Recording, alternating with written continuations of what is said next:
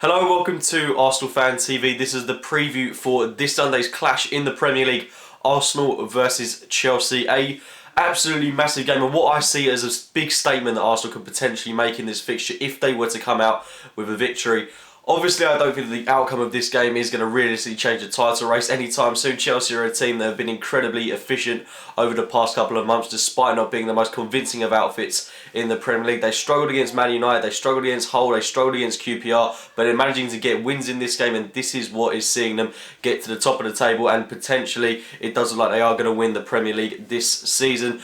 But of course, this game I do see as a massive opportunity for us, because we do struggle against the big teams at times, which I think is something that we're starting to overcome this season. We've beaten Man City, we've convincingly beat Liverpool, we've beaten Man United away from home, and this is a Chelsea team that, like I say, hasn't been the most convincing, but we know how they're going to set up in this game. What I'm expecting in this fixture is very similar to what happened last season in a 0-0 draw, which was one of the most unconvincing performances from Chelsea, I would say, but also a very good game plan from Jose Mourinho, and also one of the most boring displays of the season, it has to be said. I would like to think that this season we've got more of an attacking prowess to overtake Chelsea. We've got Alexis Sanchez, Danny Welbeck, and on-form Olivier Giroud. So, of course, we've got enough attacking prowess to go at this Chelsea team, expose the defence, which is maybe crippling a little bit with Gary Cahill, who's not been that most convincing, although I could see why Jose Mourinho would potentially start Kurt Zouma in this game. But I am expecting them to go defensive. I wouldn't be surprised to see John Obi Mikel start this game, possibly Ramirez.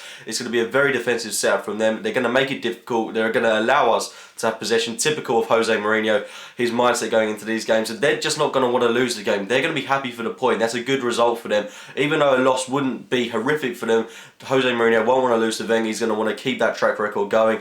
But that record that Mourinho's got, 12 results against Wenger, and Wenger's not beating him, just got to completely ignore it. Records are there to be broken. This is one of our best opportunities to do it in a good long while. I feel that we have the upper hand in this game. We're on 9 wins on the trot. We're playing some very good football. Despite that victory against Reading not being the most convincing, I do feel that we hold the card. We hold the upper hand in this game, and we can go into it with a lot of confidence. Not too much to lose, I would say, but it's more important that we win this game than Chelsea do. Of course, it would be great if we could get second in the Premier League and go on to win the FA Cup. That'd be a very good season in my eyes, and it would show definite improvement from last term, especially.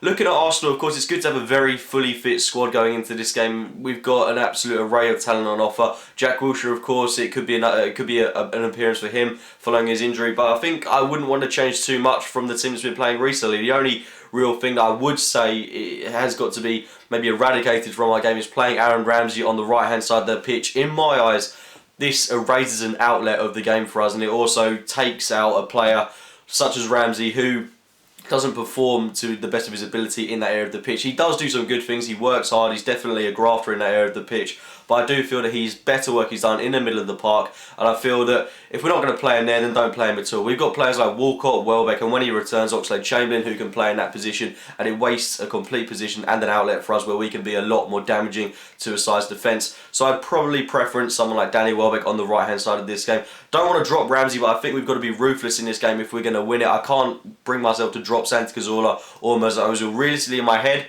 I see Aaron Ramsey playing on the right-hand side of the pitch, but I still think it would make more sense if we are going to do that kind of formation, play someone like Santi Cazorla on the right-hand side, who I think would be a lot more penetrative and dangerous on the flank, rather than Aaron Ramsey, who doesn't really have the technical skill or ability to play in that area of the pitch. But pretty much that's the way I'm looking at it, and the Arsenal team that I want to see start this game is Ospina in goal, Bellerin at right back, Shelny, Gabriel, Nacho Monreal, Francis Coquelin, Santi Cazorla, Danny Welbeck, Mesut Ozil, Alexis Sanchez and Olivier Giroud. Certainly enough attacking talent to break down this Chelsea defence, but it is going to be a very closely contested match.